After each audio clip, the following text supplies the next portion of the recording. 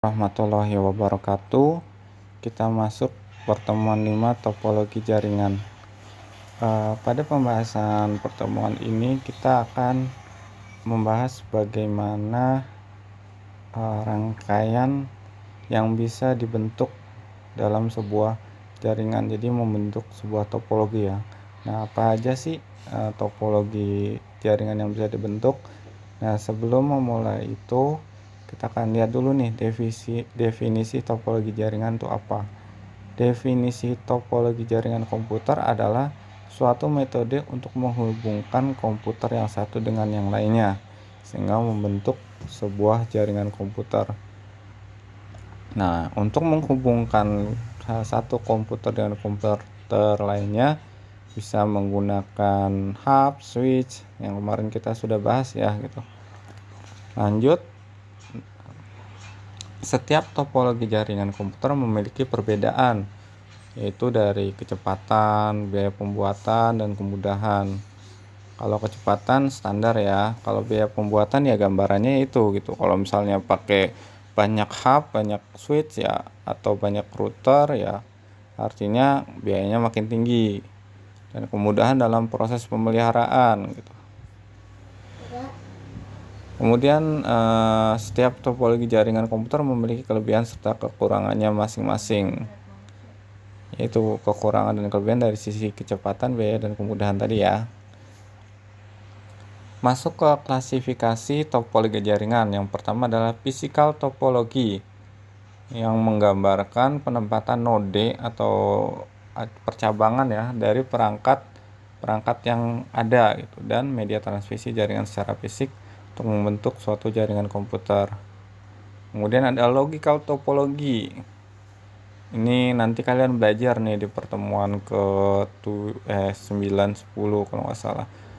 Jadi kita mau membuat logical topologinya gitu. Topologi yang menggambarkan jalur yang dilewati oleh data di saat melintasi jaringan komputer, termasuk bagaimana pengendalian akses dalam jaringan gitu. Jadi ini yang membuat perbedaannya ya. Jadi ada pengendalian akses. Jadi misalnya satu komputer ini, komputer A bisa akses ke komputer B, tapi komputer B tidak bisa akses ke komputer A gitu. Contohnya seperti itu.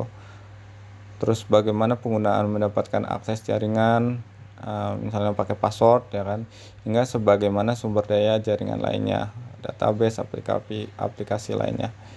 Kemudian topologi fisik jaringan, ada peer to peer.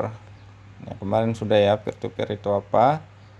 Kemudian ada client server network. Sumber daya yang dipakai bersama dikendalikan oleh network operating system untuk mendapatkan suatu layanan atau service di suatu jaringan, misalnya layanan email. Maka perangkat harus mengirimkan permintaan kepada penyedia layanan yang tersedia di dalam jaringan tersebut. Nah, kita masuk nih jenis-jenis topologi jaringan. Yang pertama ada ring. Nah, kalau ring ini artinya apa? Semuanya itu mempunyai akses. Katakanlah ini ada komputer A, B, C, D, E, ada 5 ya. A bisa akses ke B, B bisa ke C, dan seterusnya gitu. A bisa ke B, B bisa ke A gitu. Yang kemudian ada topologi dual ring.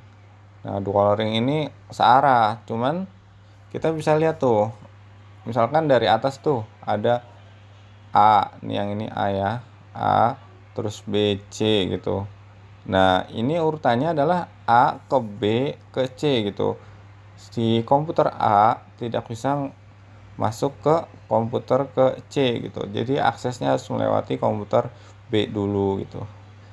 Atau sebaliknya, komputer B bisa akses ke komputer A gitu, tapi komputer C nggak bisa langsung akses ke komputer A.